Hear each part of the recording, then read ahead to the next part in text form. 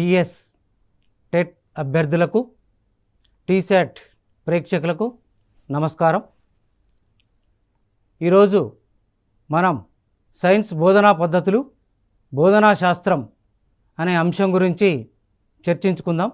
TET షెడ్యూల్ని ఒకసారి మనం పరిశీలించినట్లయితే 12/6/2022 మొదటి పేపర్ ఉదయం 9:30 నుండి 12 గంటల వరకు మనకు 2.5 గంటల సమయంలో ఈ ప్రశ్నపత్రం ఉంటుంది. అదేవిధంగా 12/6/2022 సెకండ్ పేపర్ మధ్యాహ్నం 2:30 నుండి 5 గంటల వరకు 2.5 గంటల సమయంలో ఈ పేపర్ ఉంటుంది. ఒక్కసారి మనం పెడగాగి స్ట్రక్చర్ కనుక గమనించినట్లయితే సైన్స్ పెడగాగిలో 6 మార్కులకు మనకు మల్టిపుల్ చాయిస్ క్వశ్చన్స్ ఇవ్వడం జరుగుతుంది. మనం ఈరోజు ఈ ఎపిసోడ్లో విజ్ఞాన శాస్త్ర నిర్వచనం, స్వభావం, చరిత్ర, విజ్ఞాన శాస్త్ర బోధనా పద్ధతులు, విజ్ఞాన శాస్త్ర ప్రయోగశాల గురించి తెలుసుకుందాం. ఈ పెడగాగిలో టెట్ గత ప్రశ్నాపత్రాల్లో అడిగినటువంటి ప్రశ్నలు కనుక మనం పరిశీలించినట్లయితే ఏపీ టెట్ 2018లో అడిగినటువంటి ప్రశ్న, మూలకాల ఆవర్తన పట్టికను బోధించుటకు అత్యుత్తమమైన బోధనా పద్ధతి ఏది అని అడిగినప్పుడు ప్రయోగశాల పద్ధతి, అన్వేషణ పద్ధతి, ఉపన్యాస పద్ధతి, ప్రకల్పన పద్ధతి అనేటువంటి జవాబులు ఇవ్వడం జరిగింది. కానీ దీనిలో మూలకాల ఆవర్తన పట్టికను బోధించుటకు ఉపన్యాస పద్ధతి మిగతా అన్ని పద్ధతుల కంటే మెరుగైనది. కాబట్టి ఈ ప్రశ్నకు జవాబు ఉపన్యాస పద్ధతి. అదేవిధంగా ఈ క్రింది పద్ధతికి పునాది జాన్ డ్యూయీ వ్యవహారిక సత్తావాదము అనే ప్రశ్న అడగడం జరిగింది. దీనికి జవాబులుగా చర్చా పద్ధతి, ప్రకల్పన పద్ధతి, ఉపన్యాస ప్రదర్శన పద్ధతి, ఉపన్యాస పద్ధతి అనేటువంటి జవాబులు ఇవ్వడం జరిగింది. జాన్ డ్యూయీ వ్యవహారిక సత్తావాదానికి పునాది ఏ పద్ధతి అంటే ప్రకల్పన పద్ధతి. ఈ ప్రశ్నకు జవాబు ప్రకల్పన పద్ధతి. ప్రకల్పన పద్ధతిలో కాలాన్ని కొలవడం అనే అంశాన్ని బోధించుటకు ఉపయోగపడే ప్రాజెక్టు రకం. జవాబులు దృశ్య ప్రాజెక్టు, నిరూపణ ప్రాజెక్టు, అన్వేషణ ప్రాజెక్టు, నిర్మాణాత్మక ప్రాజెక్టు. ఈ ప్రశ్నకు జవాబు దృశ్య ప్రాజెక్టు. ఎందుకంటే కాలాన్ని కొలవడము అనేటువంటి అంశము దృశ్య విషయాలకు సంబంధించినటువంటి అంశం కాబట్టి దీనికి జవాబు దృశ్య ప్రాజెక్టు.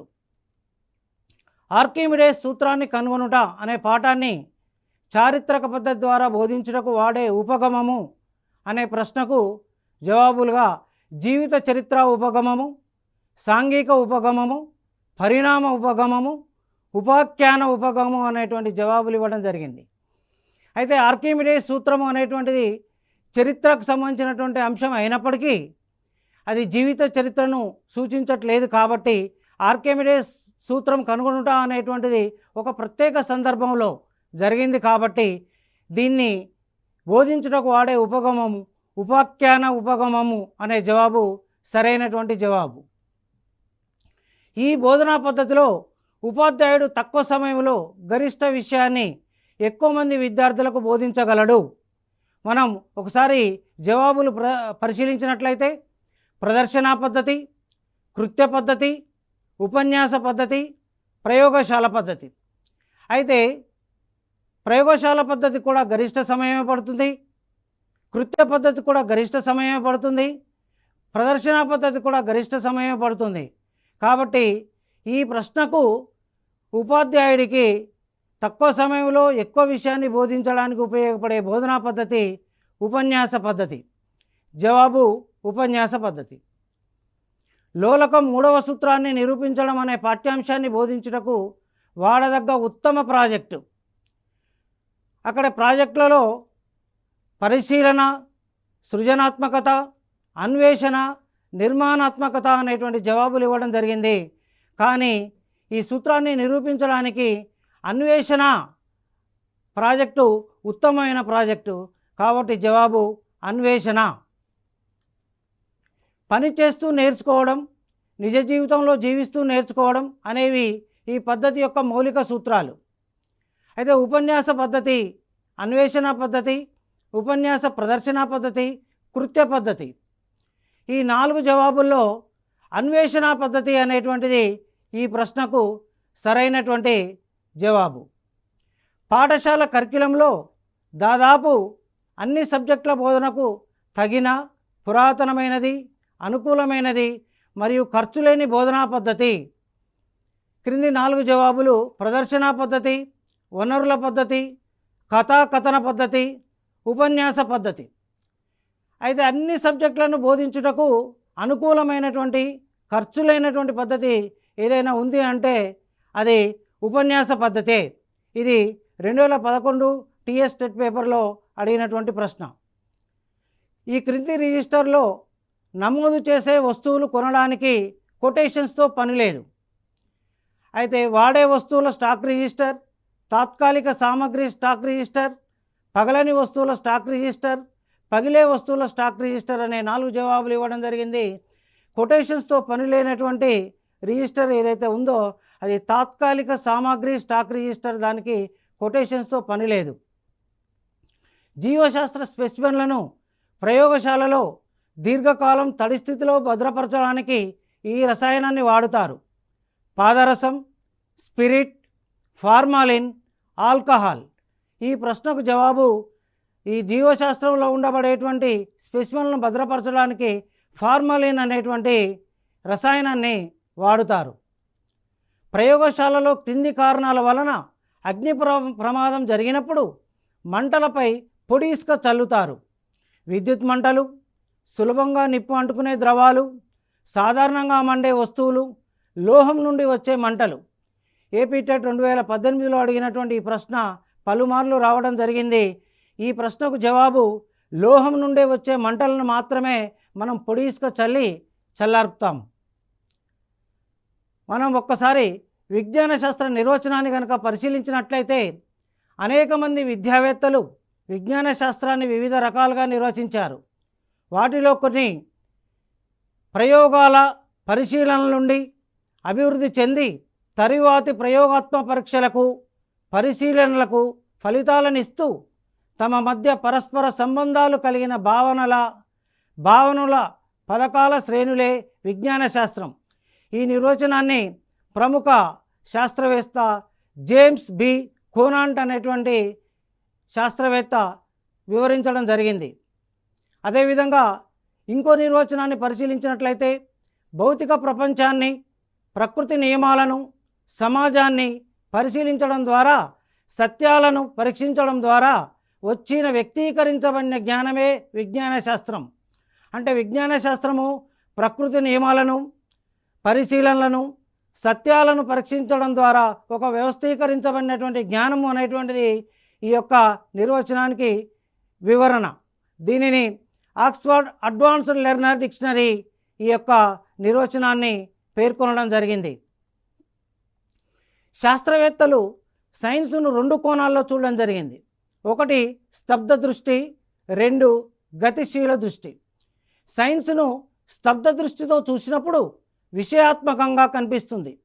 విషయాత్మకంగా అంటే విషయాలు భావనల రూపంలో, నియమాల రూపంలో, సూత్రాల రూపంలో మనకు గోచరిస్తాయి. అదే సైన్సును గతిశీల దృష్టితో చూసినప్పుడు కృత్యంగా, ప్రక్రియగా, ఒక పద్ధతిగా కనిపిస్తుంది. అంటే సైన్సు ప్రస్తుతం మనకు ప్రక్రియాత్మకంగా సైన్స్ను మనం పరిగణించడం జరుగుతుంది. అందుకే విజ్ఞాన శాస్త్రాన్ని కనుక మనం నిర్వచించాల్సి వస్తే, విజ్ఞాన శాస్త్రాన్ని కనుక మనం పేర్కొనాల్సి వస్తే, విజ్ఞాన శాస్త్రము శాస్త్రజ్ఞానము, శాస్త్రీయ పద్ధతి, శాస్త్రీయ వైఖరి యొక్క సమాహారంగా మనం చెప్పవచ్చు. విజ్ఞాన శాస్త్ర స్వభావాన్ని కనుక మనం పరిశీలించినట్లయితే విజ్ఞాన శాస్త్రము ప్రకృతిని పరిశీలించే ఒక ప్రత్యేక విధానం.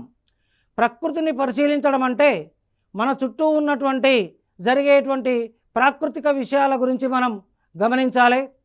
ప్రాకృతిక విషయాలైనటువంటి గ్రహణాలు ఎలా ఏర్పడుతున్నాయి, సూర్యోదయం ఎలా జరుగుతుంది, సూర్యాస్తమయం ఎలా జరుగుతుంది అనేటువంటి విషయాలు ప్రకృతికి సంబంధించినటువంటి విషయాలు.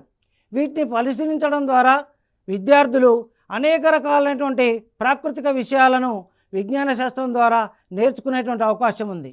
అదేవిధంగా ప్రకృతి సంబంధమైన విషయాలు అంటే తుఫాన్లు, వడగాలులు ఏ విధంగా ఉద్భవిస్తాయి, ఏ విధంగా వస్తాయి అనేటువంటి అంశాల పట్ల కూడా మనం ప్రకృతిని చూస్తూ గమనిస్తూ మనం నేర్చుకోవచ్చు.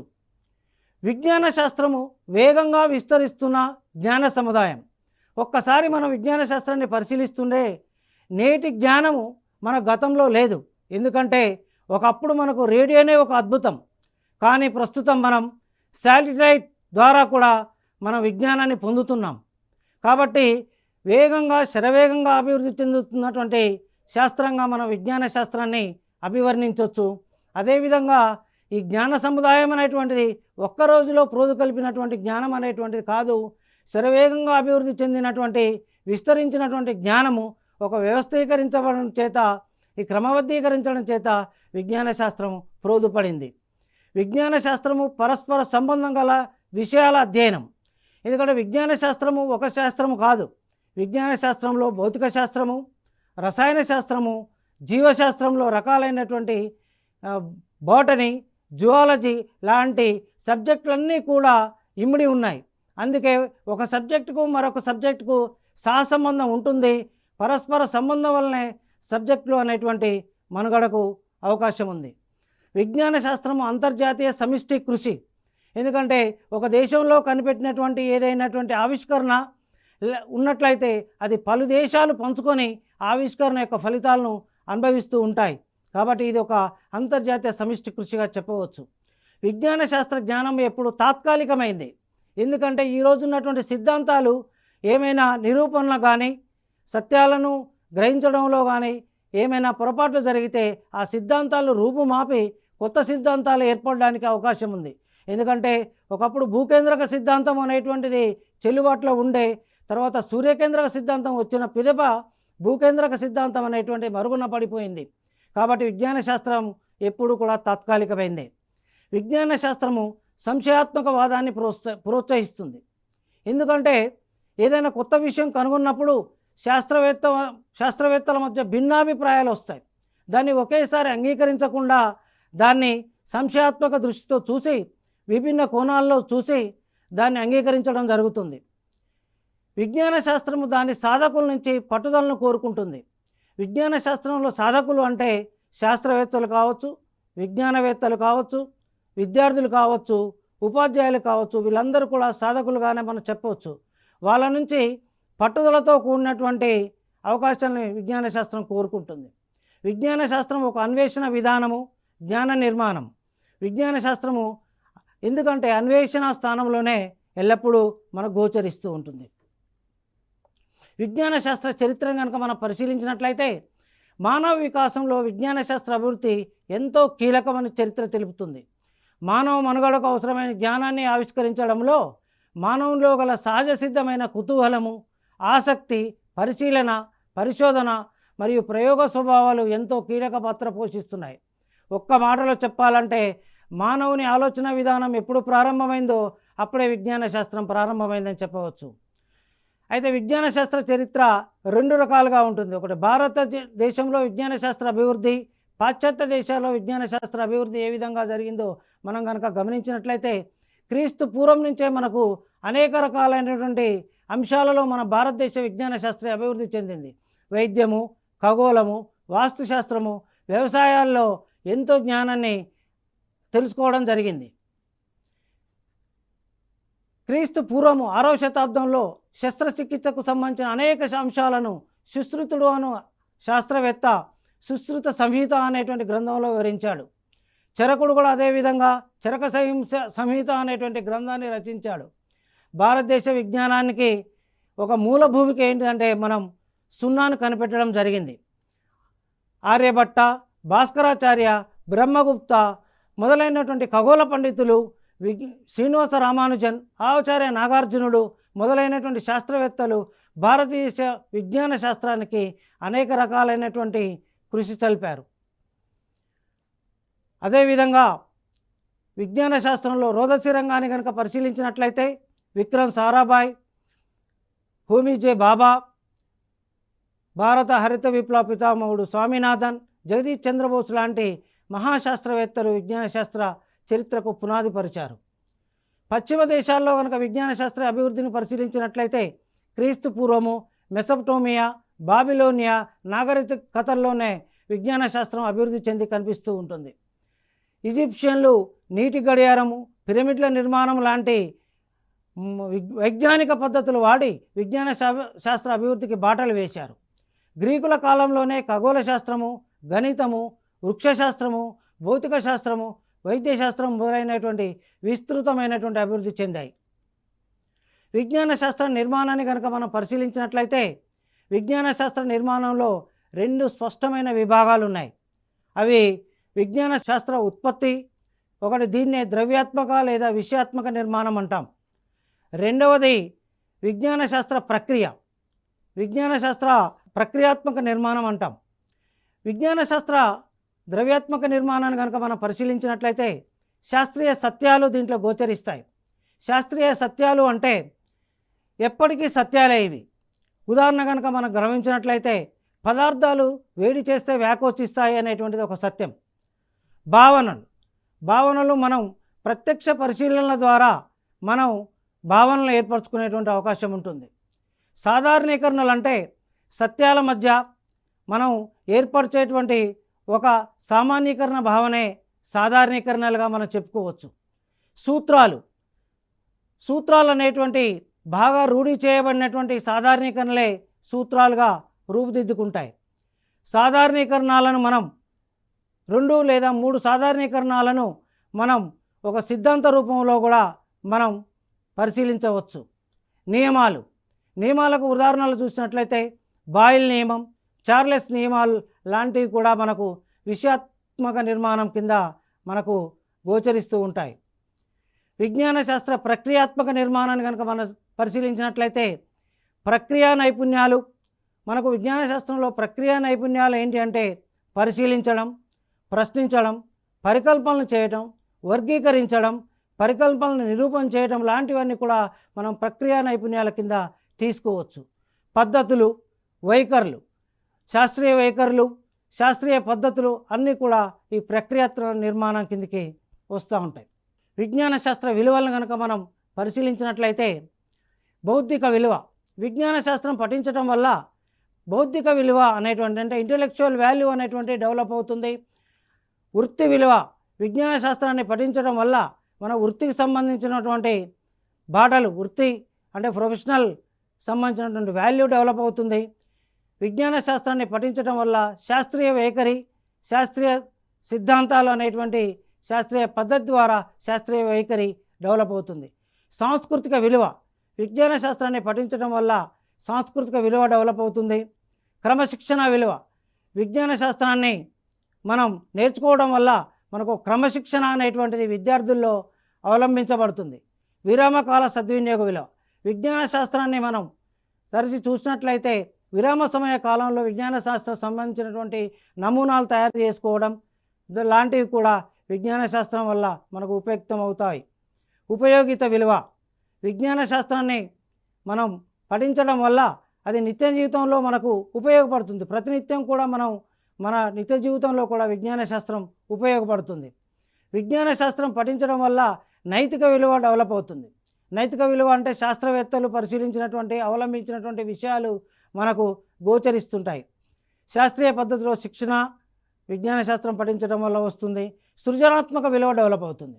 మనకు అంటే డిఫరెంట్ థింకింగ్ అనేటువంటిది విజ్ఞాన శాస్త్రం పఠించడం వల్ల మనకు డెవలప్ అవుతుంది.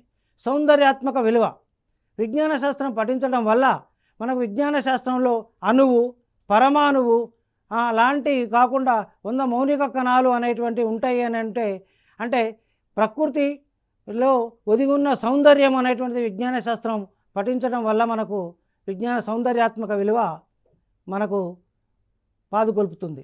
ఉన్నత జీవితానికి భూమిక విలువ, విజ్ఞాన శాస్త్రాన్ని పఠించడం వల్ల మన భావి జీవితానికి విజ్ఞాన శాస్త్రం బాటలు వేస్తుందని చెప్పవచ్చు. ముఖ్యంగా విజ్ఞాన శాస్త్ర బోధనా పద్ధతులు కనుక మనం గమనించినట్లయితే ఉపాధ్యాయ కేంద్రీకృత పద్ధతులు, విద్యార్థి కేంద్రీకృత పద్ధతులు.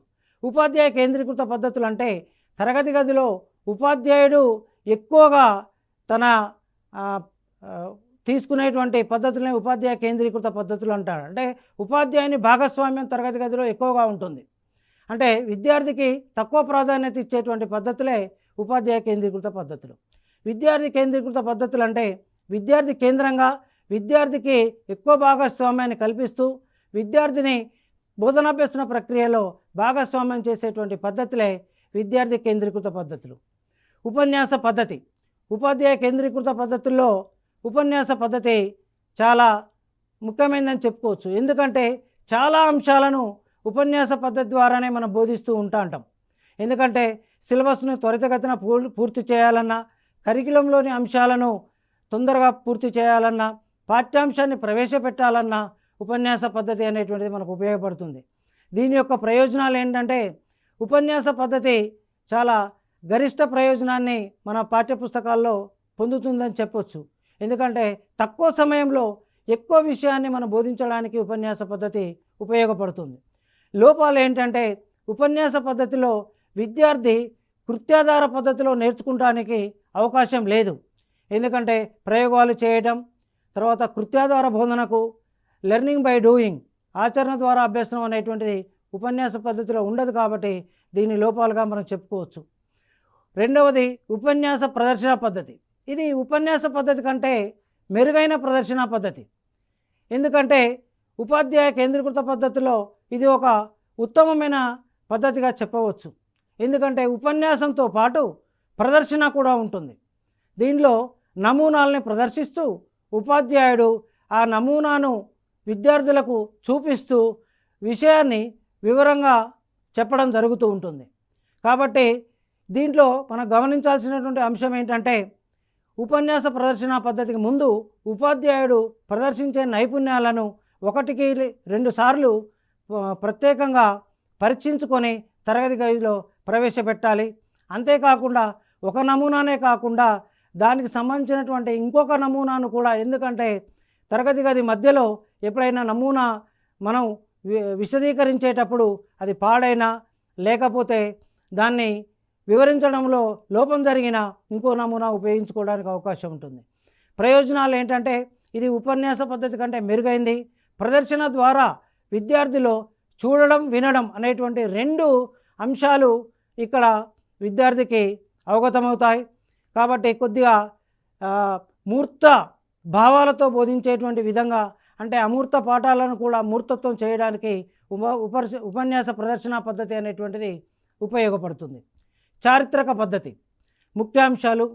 అయితే చారిత్రక పద్ధతిని మనం శాస్త్రవేత్తల జీవిత చరిత్రలు చెప్పినప్పుడు కానీ, చరిత్రను ఒక విజ్ఞాన శాస్త్ర చరిత్రను ఒక క్రమ పద్ధతిలో చెప్పినప్పుడు కానీ ఈ చారిత్రక పద్ధతిని మనం వాడడం జరుగుతుంది.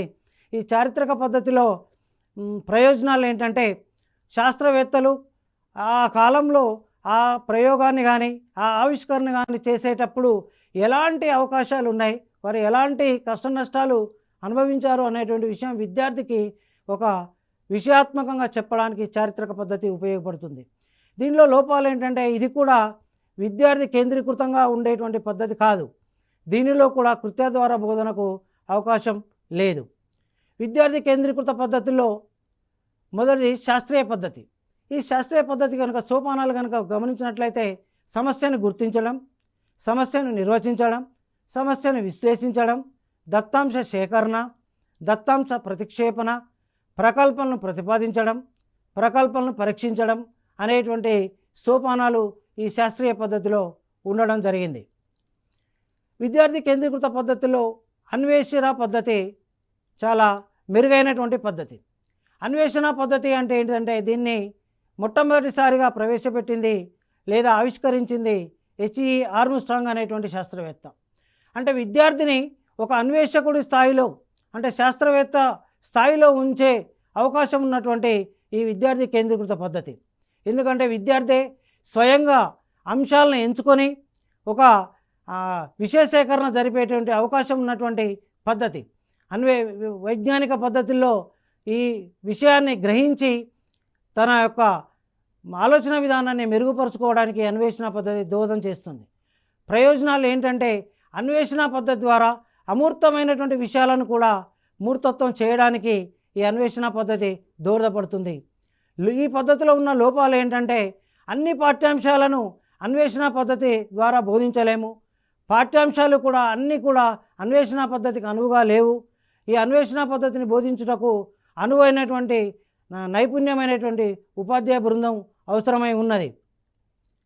విద్యార్థి కేంద్రీకృత పద్ధతిలో సమస్య పరిష్కార పద్ధతి కూడా ముఖ్యమైనటువంటిది. సమస్య పరిష్కార పద్ధతి సోపానాలు: సమస్యను గుర్తించడం, సమస్యను నిర్వచించడం, కావలసిన సమాచారాన్ని సేకరించడం, సమాచారాన్ని వ్యవస్థీకరించడం, తాత్కాలిక పరిష్కారాన్ని ఎంపిక చేసుకోవడం, సరైన సాధనాన్ని పొందడం, ఫలితాలను సరిచూడడం అనేటువంటి సోపానాలు ఈ సమస్య పరిష్కార పద్ధతిలో ఒక క్రమ పద్ధతిలో మనం చేసుకుంటూ పోతే సమస్య పరిష్కార పద్ధతి కూడా ఒక అనువైన విద్యార్థి కేంద్రీకృత విధానం అని చెప్పవచ్చు. ఇంకొక ముఖ్యమైనటువంటిది ఏంటిదంటే విద్యార్థి కేంద్రీకృత పద్ధతిలో ప్రకల్పన పద్ధతి అనేటువంటిది చాలా ముఖ్యమైన పద్ధతిగా చెప్పవచ్చు. దీన్ని స్టీవెన్సన్ అనేటువంటి శాస్త్రవేత్త ప్రతిపాదించిన కిల్పాట్రిక్ అనేటువంటి ఒక శాస్త్రవేత్త దీన్ని చాలా వాడుకలోకి తీసుకురావడం జరిగింది. ఈ ప్రకల్పన పద్ధతిలో పరిస్థితుల్ని కల్పించడం, ప్రాజెక్టుని ఎంచుకొని లక్ష్యాలను వివరించడం, వ్యూహరచన, అమలుపరచడం, మూల్యాంకనం, నివేదిక తయారు చేయడం అనేటువంటి సోపానాలు ఈ ప్రకల్పన పద్ధతిలో ఉన్నాయి. విద్యార్థి కేంద్రీకృత పద్ధతిలో ప్రయోగశాల పద్ధతి, నియోజన పద్ధతి, చర్చా పద్ధతి, కృత్య పద్ధతి లేదా కార్యకలాపాల పద్ధతి అని చెప్పవచ్చు. ప్రయోగశాల పద్ధతి కూడా చాలా ముఖ్య పద్ధతి. విద్యార్థుల్ని ప్రయోగశాలలో లెర్నింగ్ బై డూయింగ్కు చాలా అవకాశం ఉన్నటువంటి పద్ధతి. బోధనా ప్రణాళిక: బోధనా ప్రణాళికలో 3 రకాలు కలవు. ఒకటి వార్షిక ప్రణాళిక, యూనిట్ ప్రణాళిక, పీరియడ్ ప్రణాళిక.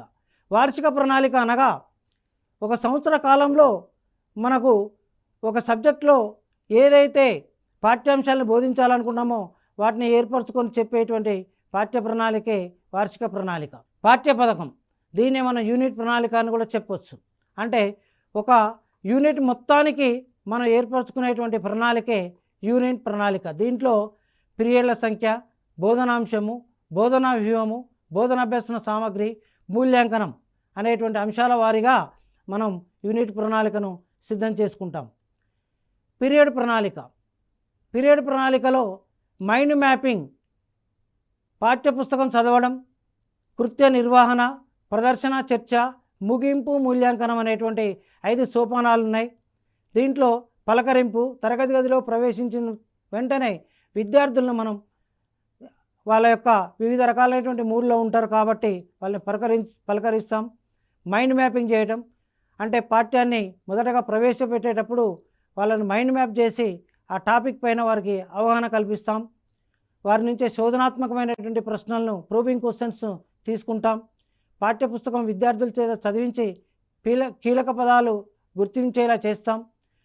కీలక పదాలు గుర్తించిన విషయాలను ఏవైతే కఠిన స్థాయిలో ఉంటే అవన్నీ కూడా ఉపాధ్యాయుడు బోర్డుపై రాసి తర్వాత విద్యార్థుల సహకారంతో వాటిని వివరించడం జరుగుతుంది.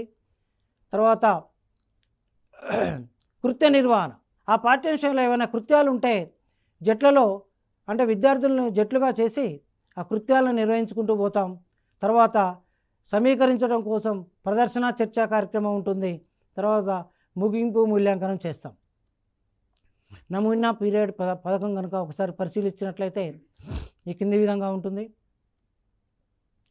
బోధనాభ్యసన పరికరాలు: విజ్ఞాన శాస్త్ర బోధన కోసం ఎన్నో వనరులు ఉన్నాయి. ఈ వనరులన్నింటినీ ఉపయోగించుకొని కృత్యాధార బోధనను ప్రోత్సహించాలి. విజ్ఞాన శాస్త్ర బోధనాభ్యసన పరికరాలు విద్యార్థుల మౌలిక అవసరాలను తీర్చడం కొరకు మరియు వారి యొక్క అభ్యసన స్థాయిని పెంపొందించడం కోసం ఉపయోగపడతాయి. బోధనాభ్యసన పరికరాల లభ్యత ఆధారంగా 3 రకాలుగా వర్గీకరించవచ్చు: సహజ వనరులు, భౌతిక వనరులు, సామాజిక వనరులు. సహజ వనరులు అంటే మన చుట్టూ సహజంగా లభించేటువంటివి, అంటే వృక్ష జాతికి సంబంధించినటువంటి అంటే చెట్ల యొక్క, మొక్కల యొక్క ఆకులు, కాండాలు, వేర్లు, పుష్పాలు, ఇవన్నీ కూడా సహజ వనరుల కిందికి వస్తాయి. భౌతిక వనరులు అంటే మన ఇళ్లలో ఉండేటువంటి సీసాలు, సీసా మూతాలు, తర్వాత ఇట్లాంటివన్నీ కూడా మనకు భౌతిక వనరులుగా చెప్పుకోవచ్చు. సామాజిక వనరులు 2 రకాలు. అంటే సమాజాన్ని పాఠశాలలో భాగస్వామ్యం చేయడం ద్వారా కలిగేటువంటి వనరులు, పాఠశాలను సమాజంలో భాగస్వామ్యం చేయడం ద్వారా వనగూరేటువంటి వనరులను ఈ విధంగా మనం సూచించవచ్చు. ఈ ఎపిసోడ్లో మనం విజ్ఞాన శాస్త్ర నిర్వచనం, స్వభావం, చరిత్ర, విజ్ఞాన శాస్త్ర బోధనా పద్ధతులు గురించి మనం తెలుసుకోవడం జరిగింది. మరొక పాఠ్యాంశంతో మళ్ళీ కలుద్దాం. నమస్కారం.